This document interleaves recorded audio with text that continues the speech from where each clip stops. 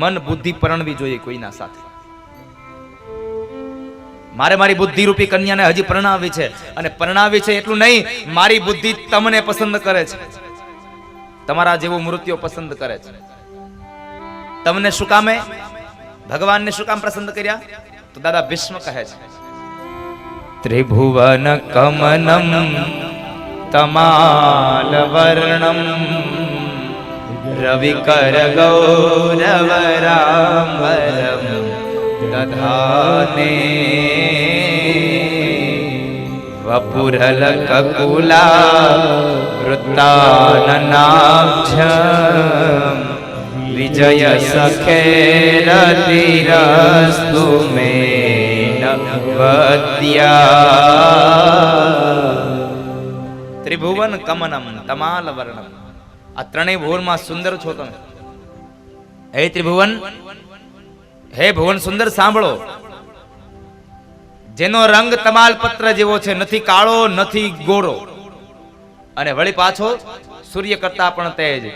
રવિકર ગૌરવરામરમ દધાને, રવિ કરતા પણ તેજ છે.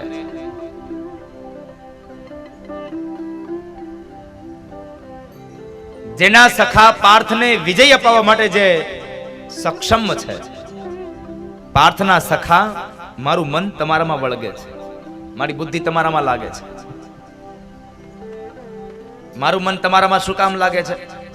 જો આપણે એક તો વાત આ લૌકિક જગતની વાત કહું તો અત્યારની દીકરીઓને શું હોય, સારો મૃત્યુ હોય, સારા કપડાં પહેરતો હોય, સારા સારા ફેશન કરતો હોય, રૂપાળો હોય, આવું મૃત્યુ ગમે. ભગવાને એ જ કર્યું છે. ત્રિભુવન કમનમ, પીળા પીતાંબર પહેર્યા, જરકસી જામા પહેર્યા છે, માથામાં મોર મુગટ શોભે છે, એકદમ રૂપાળો છે. બીજી વાત, અત્યારની દીકરીઓને જે મૃત્યુ ગમે છે એ આજકાલનું નથી, પહેલેથી દાદા ભીષ્મએ કહ્યું, પ્રભુ મને શું કામ તમે ગમો છો, મારી બુદ્ધિને શું કામ ગમો છો? એનું મૂળ એક કારણ છે કે તમે કહી આગરા પતિ છો, એટલા માટે. અને આ કળિયુગની બધી દીકરીઓની એક જ ઈચ્છા હોય, મને મારો પતિ મળે. કેવો? તો કહે છે, હું જેમ કહું એમ કરે એવો, મારો કહી આગરો પતિ મળે. દાદા ભીષ્મએ કહ્યું, પ્રભુ મારી મતિરૂપી કન્યા માટે તમે એટલા માટે ગમો છો, તમે કહી આગરા છો. કઈ જગ્યાએ કહી આગરા? તો કહે છે, જ્યારે કુરુક્ષેત્રના મેદાનમાં બે સેનાઓ સામસામે ઊભી છે, અને ત્યારે અર્જુન ત્યારે રથી બન્યા અને તમે સારથી હતા, ત્યારે અર્જુને તમને પ્રાર્થના નહોતી કરી, વાસુદેવ મારો રથ લઈ જાવ ને? પ્રાર્થના નહીં, તમને આજ્ઞા કરી હતી, કૃષ્ણ મારો રથ બે સેનાની મધ્યમાં લઈ જાવ. અને ત્યારે તમે અર્જુનની પ્રાર્થનાને નહીં, અર્જુનની આજ્ઞાને માનવા વાળા છો, કોઈકનું કહ્યું કહેવા વાળા છો, એટલા માટે મારું મન તમને વરે છે. કહી આગરા પતિ છો ને એટલા માટે તમે કોકનું કહ્યું કરવા વાળા છો, એટલે મારી બુદ્ધિ તમને વરે છે. નજર માત્રથી કૌરવોની સેનાનું તમે આયુષ્યને હરનારા છો, એટલા માટે મારું મન વરે છે.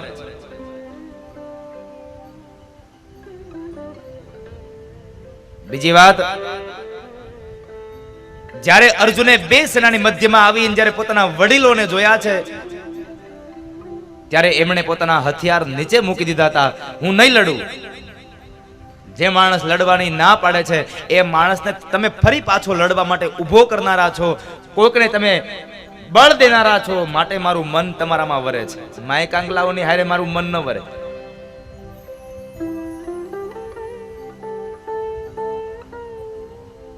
વંદો નીકળે, ગરોળી નીકળે, ઉંદરડી નીકળે અને બેડ પથ્થર એ બેડ ઉપર ચડી જાય એવો પતિ નથી જોતો.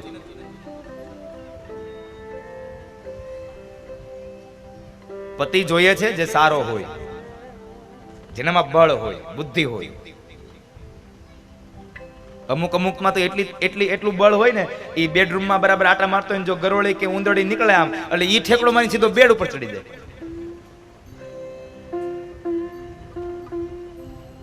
નથી કેતા અમુક જેના દવાખાને જઈને કેટલો કેટલો શૂરવીર હોય, બીમાર પડે ને દવાખાને જઈને ડોક્ટર કે લાવો એક ઇન્જેક્શન, સાહેબ છરી માર દો પણ ઇન્જેક્શન નહીં. અરે તારી ભલી થાય, એ કે તલવાર માર દો પણ ઇન્જેક્શન નહીં.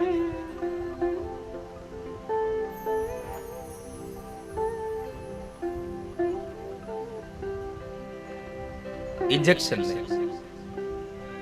પણ તમે તો સુરવીર છો, માટે મારી બુદ્ધિ તમારામાં લાગે છે. અને અંતમાં એક વાત બહુ સરસ કરી છે કે હે નારાયણ, હે કૃષ્ણ, મારું મન એટલા માટે તમારામાં લાગે છે કે તમે તમારા ભક્તોની પ્રતિજ્ઞાને તોડવા માટે, પ્રતિજ્ઞા રાખવા માટે ભક્તોની લાજ રાખનારા છો. એટલા માટે થઈ અને મારું મન તમને વરે છે. કુરુક્ષેત્રમાં બે માણસે પ્રતિજ્ઞા કરી હતી. એક ભગવાન કૃષ્ણએ કે કુરુક્ષેત્રના મેદાનમાં હું યુદ્ધમાં હથિયાર હાથમાં નહીં લઉં. અને સામે દાદા ભીષ્મે પ્રાર્થના, એક પ્રતિજ્ઞા કરી હતી કે જો હું વાસુદેવના હાથની અંદર હથિયાર ધારણ ન કરાવું ને, અને તો હું જ્યારે મરું ને ત્યારે મરતો મરતો હું ઊંધો પડું.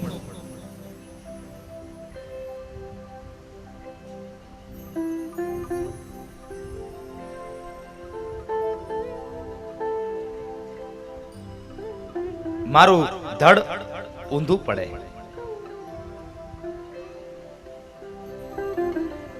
वासुदेव कर चक्र नव धरे तो मैं तुझको मुख ना दिखाऊं, लाजत है मेरी गंगा मैया, मैं शांतनु सुत ना कहाऊं. आ प्रतिज्ञा करी थी दादा भीष्म कि वासुदेव जो हाथ में हथियार धारण न करे तो हूँ मारू मोढू न बताऊं.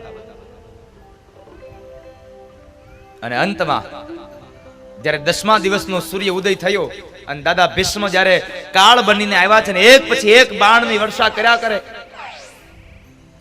ભગવાન કૃષ્ણનું અભેદ કવચ પણ ભગવાન દાદા ભીષ્મએ વીંધી નાખ્યું. એટલું નહીં, અર્જુન પણ ઘવાયો. અને જ્યારે થયું, ભગવાનને થયું કે હવે આ દાદો ભીષ્મ અર્જુનને મારી નાખશે, અને એ જ સમયે ભગવાન રથમાંથી કૂદી પડ્યા અને બાજુમાં જે રથ તૂટેલો હતો એનું એક પૈડું કાઢી અને દાદા ભીષ્મની સામે દોડ્યા છે. અને દાદા ભીષ્મની જ્યાં નજીક આવે છે, દાદા ભીષ્મએ હથિયાર નીચે મૂકી દીધા અને કહ્યું, બસ કૃષ્ણ, આજ હું જીતી ગયો, તમે હારી ગયા, કારણ તમારી પ્રતિજ્ઞા તૂટી ગઈ. ભગવાન કહે છે, દાદા આને હથિયાર નો કહેવાય, આ તો રથનું પૈડું છે. અને ભગવાનની સામે ભીષ્મ બોલ્યા, ભગવાન સાંભળી લ્યો, યુદ્ધના મેદાનમાં કોઈને મારવા માટે હાથમાં લીધેલો નાનો પથ્થર પણ શસ્ત્ર ગણાય છે, એ પણ હથિયાર ગણાય છે. એટલે તમે હારી ગયા છો. અને એ સમયે દાદા ભીષ્મની વાત સાંભળી અને ભગવાન શું બોલ્યા, ડારી ચક્ર હરી હસી પડ્યો, ઉત્તર દિયો બ્રજરાજ,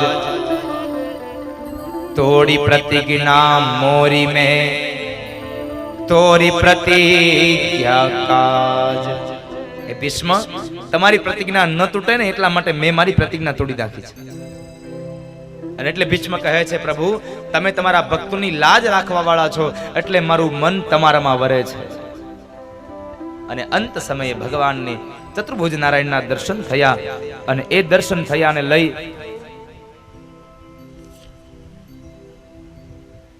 અને દાદા ભીષ્મએ પોતાનો દેહ ત્યાગ કર્યો. ભગવાન નારાયણના શરીરમાં દાદા ભીષ્મનું તેજપુંજ સમાયું. દાદા ભીષ્મને અંત સમય આપી, ગતિ આપી. ભગવાન હવે પોતે દ્વારિકા જવાની તૈયારી કરે, દ્વારિકા જવા માટે નીકળ્યા છે. એ સમયે અત્યાર સુધી ભગવાન સારથી બનતા હતા, અર્જુન રથી બનતા હતા, પણ આજે સમય આવ્યો એટલે અર્જુન રથી બન્યા અને સ્વયં ભગવાન કૃષ્ણ રથી બન્યા છે. જીવનમાં યોગ્ય સમય આ જીવનનો રથ છે સાહેબ. અર્જુને જુઓ, ભગવાનને સારથી બનાવ્યા, શું થયું? યોગ્ય દિશામાં ને યોગ્ય જગ્યાએ જઈને રથ ઉભો રહ્યો.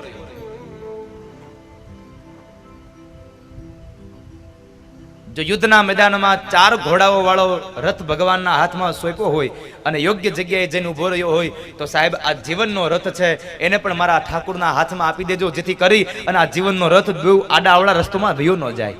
ભગવાન એને યોગ્ય જગ્યાએ લઈ અને ઉભો રાખશે.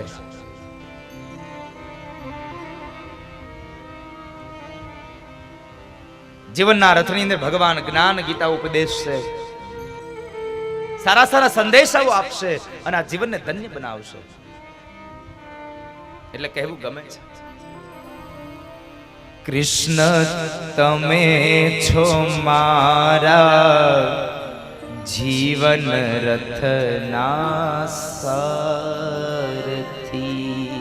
કૃષ્ણ તમે છો મારા જીવન રથના સારથી.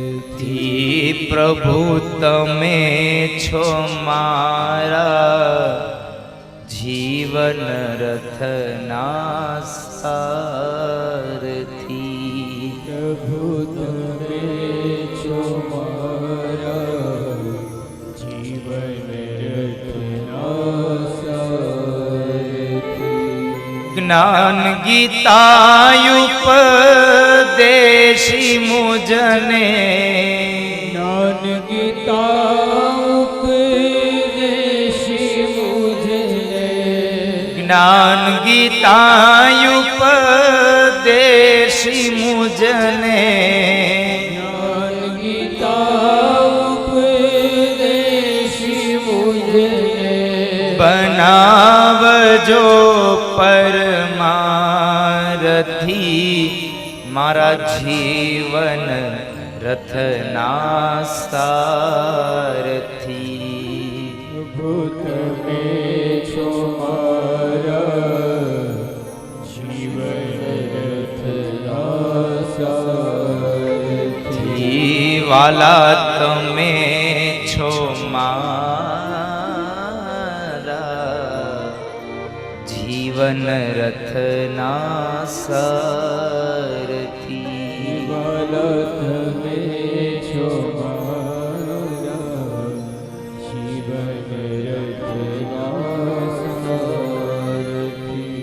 મારું તારું મનથી મૂકું ભક્તિ કેરો પંથન ચૂકું. મારું તારું મનથી મૂકું ભક્તિ કેરો પંથ ન ચૂકું. મનડું મારું કદી ન વિસરે મનડું મારું કદી ન વિસરે.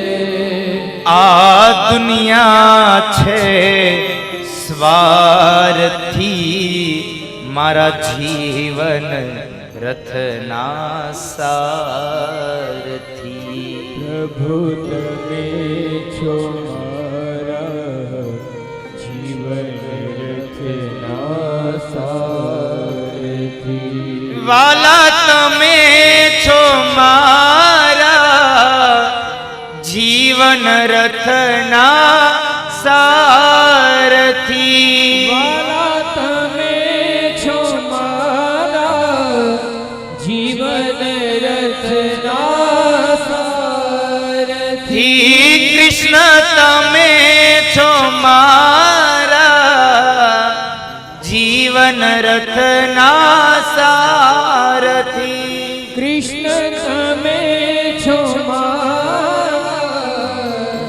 જીવન રથના સારથી. કૃષ્ણ તમે છો મારા જીવન રથના સારથી. જ્ઞાન ગીતા ઉપદેશી મુજને બનાવજો પરમારથી.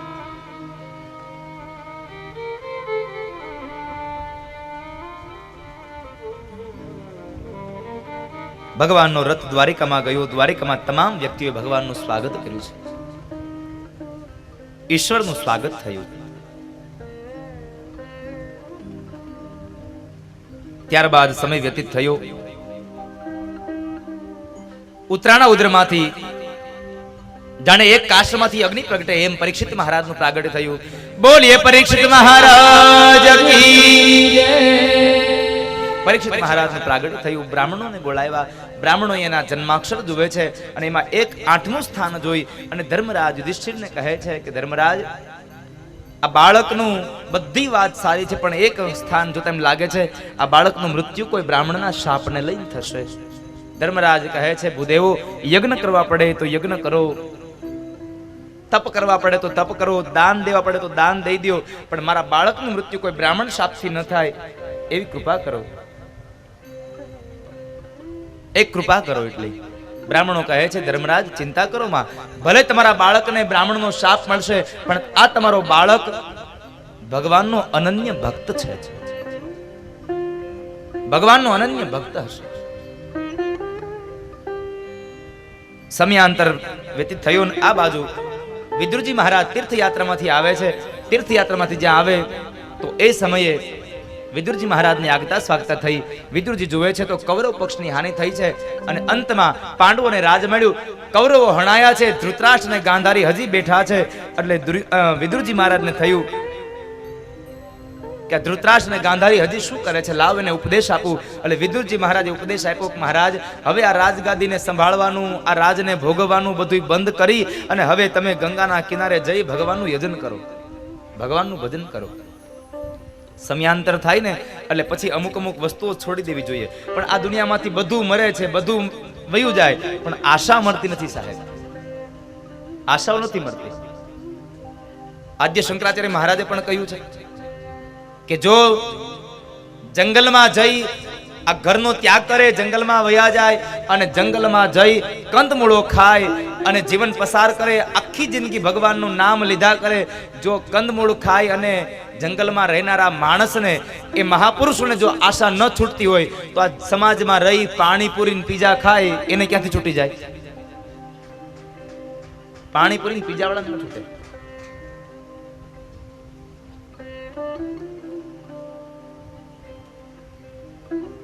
અંગ ગળી જાય, માથાના વાળ ધોળા થઈ જાય, મોઢામાં દાંત રહે નહીં, કેડથી વાંકો વળી જાય, લાકડીના ટેકા વગર ચાલી શકે નહીં, આંખે દેખાય નહીં, કાને સંભળાય નહીં, તો એ માણસને અપેક્ષાઓ ન મળે સાહેબ.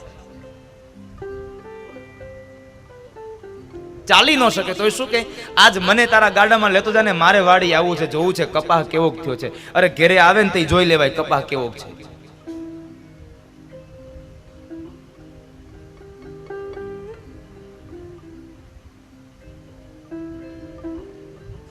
વિદુરજી મહારાજે ધૃતરાષ્ટ્ર અને ગાંધારીને ઉપદેશ આપ્યો કે બસ હવે તમે જતા રહો. પણ આ સમાજમાં મેં કહ્યું એમ બધું મરે છે સાહેબ, પણ એક આશા નથી મળતી. એટલે કબીર મહારાજને લખવું પડ્યું, મન મરે માયા મરે મર મર જાત શરીર, આશા તૃષ્ણા નવ મરે કહે ગયે દાસ કબીર. મન મરે માયા મરે મર મર જાત શરીર, આશા તૃષ્ણા નવ મરે કહે ગયે દાસ કબીર. અને આ દુનિયામાં બધું મરે પણ આશા ન મરે. એ જે મારી મમતા મરે નહીં એનું મારે શું કરવું? મમતા ન મરે એનું શું કરવું? પણ અંતમાં કહેવાય છે વિદુરજીના ઉપદેશને લઈ ધૃતરાષ્ટ્ર ને ગાંધારી નીકળી પડ્યા. ત્યારબાદ 6 મહિનાનો સમય વ્યતીત થયો. ભગવાન સ્વધામગમન થયા. અર્જુન ફરી પાછા જ્યારે દ્વારિકાથી પાછા આવે છે ને આ બાજુ ધર્મરાજ યુધિષ્ઠિરને ચિંતા થાય છે કે અર્જુન કેમ ના આવ્યો. પણ એ સમય બરાબર અર્જુનનો પ્રવેશ થાય. અર્જુનની આંખમાંથી અશ્રુના બુંદ પડે છે, અશ્રુના બિંદ પડે છે. આ દ્રશ્યને જોઈ અને ધર્મરાજ યુધિષ્ઠિરે પ્રશ્ન કર્યો, અર્જુન શું થયું? શા માટે રડે છે? કુળની લાજ જાય એવું કામ થયું? કોઈ સ્ત્રીની તું રક્ષા ન કરી શકો, કોઈ ભૂખ્યાને ભોજન ન કરાવી શકો? એક પણ વાતનો જવાબ અર્જુન નથી આપતા, મૌન રહ્યા. પણ એક પ્રશ્ન અંતમાં ધર્મરાજે કર્યો કે જેના વગર તારું જીવન નકામું છે એ કૃષ્ણ વિહોણો બનીને આવ્યો એટલા માટે તને દુઃખ થયું એટલે રડે છે તું? ચોધાર અસુરે રડી પડી અને અંતે અર્જુન એટલું બોલ્યા છે કે મોટા ભાઈ, હા, જેના વગર મારું જીવન નહીં, આ દુનિયાના તમામ જીવાત્માનું જીવન અધૂરું છે, નકામું છે, એ કૃષ્ણ વિહોણો બન્યો. હું એકલો નહીં, આ દુનિયા આખી કૃષ્ણ વિહોણી બની છે. કારણ ભગવાન કૃષ્ણ હવે આ ધરતી પર નથી રહ્યા, સ્વધામગમન થયા છે. કૃષ્ણ સ્વધામગમન થયાના શબ્દો સાંભળ્યા, અતિશય દુઃખ લાગ્યું. મોટા ભાઈ, હું એનો એ જ અર્જુન, મારા હાથમાં એનું એ જ ગાંડીવ, એના એ જ તીર કામઠા. પણ આજ મારો સમય બદલાઈ ગયો, કારણ હું કૃષ્ણ વિહોણો બન્યો. મારો સમય બદલાયો અને સમયના બદલાવાને લઈ અને હું એના એ જ અર્જુને કુરુક્ષેત્રના મેદાનના યુદ્ધને જીતું હતું. પણ આજ હું કૃષ્ણ વિહોણો બન્યો ને તો જંગલના સામાન્ય કાબાઓને હું ન જીતી શક્યો. કાબાઓ, લૂંટારાઓ મને લૂંટી ગયા, કારણ મારો સમય બદલાઈ ગયો. આ દુનિયામાં એક વાત મારી યાદ રાખજો, હે વડીલો, માતાઓ, આ દુનિયામાં ક્યારેય કોઈ માણસ મહાન નથી હોતો, માણસનો સમય મહાન હોય છે. માટે જ્યારે તમારો સમય આવે ને ત્યારે તમે કંઈક કામ કરી લેજો, બાકી સમય ક્યારે થપાટ મારી દેશે એનો કોઈ ભરોસો નથી. તમારો સમય આવે ત્યારે બધાયનું ધ્યાન રાખજો. મારી એક પ્રાર્થના છે, તમારો સમય આવે ત્યારે કોઈને ધ્યાનમાં રાખતા નહીં. આપણી તો એક જ વૃત્તિ હોય, સમય આવે એટલે આપણે ધ્યાનમાં જ હોય. અમારો વારો આવવા દો, ધ્યાનમાં જ છો તમે. કોઈને ધ્યાનમાં ન રાખશો, બધાયનું ધ્યાન રાખજો. કારણ કે અહીંયા તો સમય બળવાન છે. સમય સમય બલવાન હૈ, નહીં પુરુષ બલવાન. કાબે અર્જુન લૂંટ્યો, વહી ધનુષ વહી બાણ. સૌનું ધ્યાન રાખજો.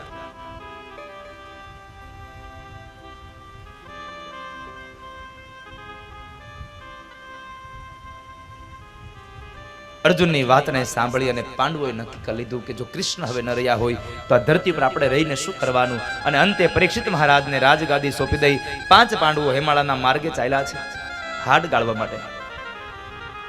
હેમાળાના માર્ગે ચાલી નીકળ્યા છે. હેમાળાના માર્ગે ગયા છે અને આ બાજુ પરીક્ષિત મહારાજ એક વખતના સમયે દાદા વખતનો એક મુગટ પહેરી અને જંગલમાં જાય છે. જંગલમાં એક દ્રશ્ય જોયું, કાળો અને કદાવર પુરુષ ગાય અને બળદને માર મારે છે. જ્યારે ગાય અને બળદને માર મારે એ સમયે પરીક્ષિત મહારાજના મનમાં આવીને ઉભું રહ્યું કે મારા રાજ્યમાં મને પૂછ્યા વગર આ દંડ દેનારો માણસ કોણ છે, હું એને દંડ આપીશ. એટલે પરીક્ષિત મહારાજને દંડ દેવા માટે જ્યાં એકદમ દોડતા આવે છે, દોડતા આવ્યા અને જ્યારે દંડ દેવા જાય છે તે કાળો પુરુષ પરીક્ષિતના શરણે આવ્યો છે. 2 હાથ જોડી અને પરીક્ષિતને પ્રાર્થના કરે છે, મહારાજ હું આપના શરણે આવ્યો અને આપ ક્ષત્રિયોનો ધર્મ છે કે શરણે આવેલાને શરણાગતિ આપવી. શરણાગતિ આપવી એ તમારો ધર્મ છે, માટે મને શરણાગતિ આપો. તું કોણ છે? રાજાએ પ્રશ્ન કર્યો અને એ સમયે કાળો પુરુષ કહે છે, મહારાજ સતયુગ, ત્રેતાયુગ અને દ્વાપર યુગ સંપન્ન થયા, હવે મારો વારો આવ્યો. મારું નામ કલી છે, હું કળિયુગ છું. મને રહેવા માટે સ્થાન આપો, મને રહેવા માટેના સ્થાન આપો.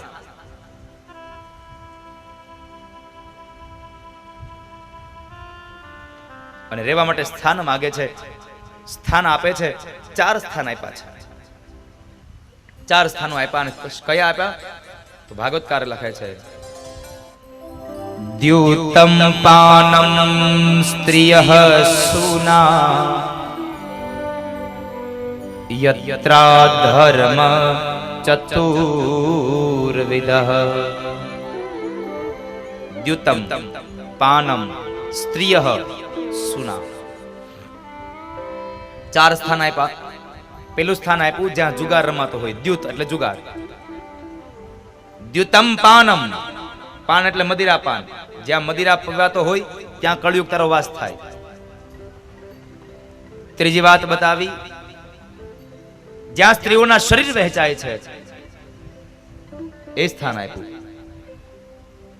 અને ચોથું સ્થાન આપ્યું જ્યાં કતલખાનું હોય એ સ્થાન.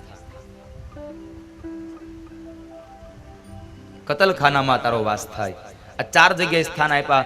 અને એ સમય ફરી પાછો કળિયુગ રાજા પરીક્ષિતને કહે, પુનશ્ચ યાચમાનાય જાત રૂપમદાત પ્રભુ.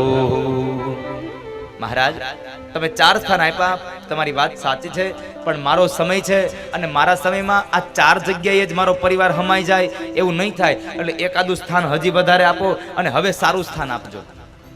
પુનશ્ચયાચમાનાય, હું ફરીવાર તમારી પાસે માગી રહ્યો છું, મને એક સ્થાન હારું આપો. અને એ સમયે પરીક્ષિત બોલ્યા છે કે જા કળિયુગ, જે જગ્યાએ અનિતિનું અનાજ લેવાતું હોય, અનિતિનું ધન સમાયેલું હોય, અનિતિનું સોનું હોય, એમાં તારો વાસ થાય. આ શબ્દને સાંભળી અને કલી ઊભો થયો અને ઊભા થયાની સાથે જ પરીક્ષિતના મસ્તકમાં બેસી ગયો. કારણ પરીક્ષિતના માથામાં જે મુગટ હતો ને એ મુગટ અનિતિનો હતો, જરાસંઘનો હતો. ભીમસેને જરાસંઘનો વધ કર્યો, જરાસંઘનો મુગટ લીધો, પણ જરાસંઘે જેટલી સંપદા ભેગી કરી હતી બધી અનિતિની હતી. એટલે અનિતિમાં કળિયુગ રહે છે અને કળિયુગ જ્યાં હોય ને ત્યાં કોઈ દી હારા કામ ન હોય. જીવન ભ્રષ્ટ કરી નાખે છે. માટે ભગવાનને કેવું, ભગવાન ભલે થોડું આપો પણ નીતિનું આપજો. કારણ જ્યારે અનીતિનું તમારા ઘરમાં આવશે ને, એટલે અનીતિનું જ્યારે જાહે ને ત્યારે તમારું નીતિનું હોતે હારે લઈને જાહે. માટે ભગવાનને પ્રાર્થના કરવી કે અમારા જીવનમાં નીતિનું ધન આવે, અનીતિનું ન આવે. પણ અત્યારે તો એક જ ઈચ્છા, એક જ હામ લાગી છે, રાતોરાત પૈસાવાળા થવાનું. ભલે સામ દામ દંડ ભેદ જે કરવું પડે તે, હગા ભાઈને મારી નાખવો પડે તો મારી નાખો, પણ રાતોરાત પૈસાવાળા થઈ જાવ. પૈસાવાળા થવાની હામ લાગી છે, ચસ્કો ચડ્યો છે. રાતોરાત પૈસાવાળા ન થવાય ને તો કાંઈ નહીં, ભગવાનને એટલી પ્રાર્થના કરજો અમે માણસ બનીએ. કારણ કે અત્યારે માણા થતો બંધ થઈ ગયો. અને એટલા માટે તો આપણે કેવું પડે છે, એલા ભાઈ માણા થા નહીં.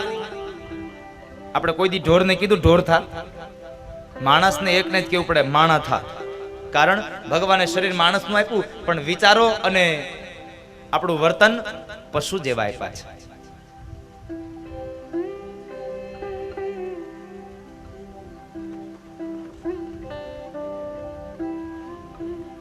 મહારાજ એક સ્થાન હજી આપો, એ સ્થાન સારું આપજો. અને અનિતિને બરાબર સુવર્ણનો વાસ થાય એવો સમય આપ્યો, એ સ્થાન આપ્યું. એટલે કળિયુગ બરાબર પરીક્ષિતના માથા પર બેઠો. પરીક્ષિત ત્યાંથી નીકળે છે અને શમીક ઋષિના આશ્રમમાં જાય. જ્યાં શમીક ઋષિના આશ્રમમાં જાય છે તો શમીકના આશ્રમમાં ગયા પછી શમીક ઋષિ ધ્યાનમાં બેઠા છે, એટલે રાજાનું સ્વાગત થયું નહીં. પરીક્ષિતને અહંકાર આવ્યો, કોઈ દિવસ નહીં, અને આજ પહેલી વાર અહંકાર આવ્યો. શું કામે? કળિયુગ માથા પર બેઠો છે કે હું આવ્યો અને આ સાધુડાઓ મારું સ્વાગત ન કરે, મારું સ્વાગત ન કર્યું એને. અને એ સમયે આવેશમાં આવી અને પરીક્ષિત રાજાએ જે સર્પ નીકળ્યો, એ સર્પ હતો આશ્રમના, એ આશ્રમના સર્પને મારી અને ઋષિના ગળામાં પહેરાવી દીધો. પરીક્ષિત રાજાને અજ્ઞાન ઉપજ્યા સાહેબ. ઋષિના ગળામાં પહેરાવ્યો હાર.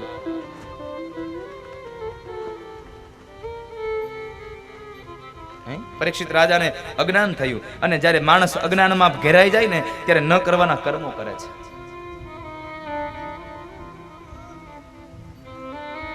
અજ્ઞાન ઉપજે છે.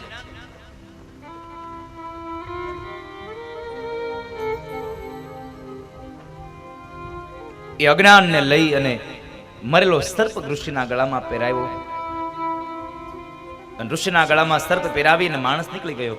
પણ આ બાજુ ઋષિના પુત્ર શમીકના પુત્ર શુંગીને ખબર પડી કે મારા પિતાશ્રીના, મારા ગુરુદેવના ગળામાં કોઈ કે મરેલો સાપ પહેરાવ્યો છે. અને એ સમયે શમીક ઋષિના પુત્ર શુંગીએ પાણીની અંજલિ ભરી પોતાના તપોબળને લઈ અને ભગવાન સૂર્યનારાયણને સાક્ષી રાખીને કહે છે કે જેણે મારા પિતાશ્રીના ગળામાં હાર પહેરાવવાને બદલે મરેલો સર્પ પહેરાવ્યો છે, એને આજથી 7મે દિવસે તક્ષક નાગ દંશ દઈ અને મૃત્યુ થાજો. 7મે દિવસે તક્ષક નાગ દંશ દેશે. પરીક્ષિત ઘરે આવ્યો. આ બાજુ શૃંગી મહારાજ પોતાના આશ્રમમાં આવે છે, ખૂબ રડે છે. એટલે શમીકની આંખો ખુલે છે. શા માટે રડે છે બાળક? તો કહે છે પિતાશ્રી, તમારા ગળામાં કોઈ કે સર્પ પહેરાવ્યો છે. સર્પને જોવે તો આ તો આપણા આશ્રમનો સર્પ, આ કોઈ દિવસ કોઈને ડંખો નથી, આને કોણે માર્યો? અને એ સમયે શૃંગી બોલ્યા છે પિતાશ્રી, જેણે માર્યો એને, પણ મેં એને શ્રાપ આપી દીધો છે કે આજથી 7મે દિવસે તક્ષક નાગ દંશ દઈ અને મૃત્યુ થશે.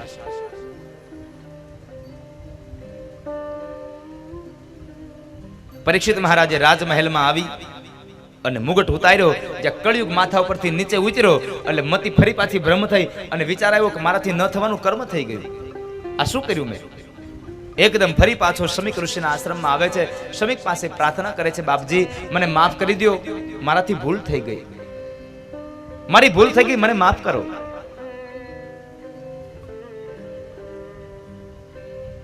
અત્યંત એવી પ્રાર્થના કરે છે ત્યારે શમીક બોલ્યા છે, રાજા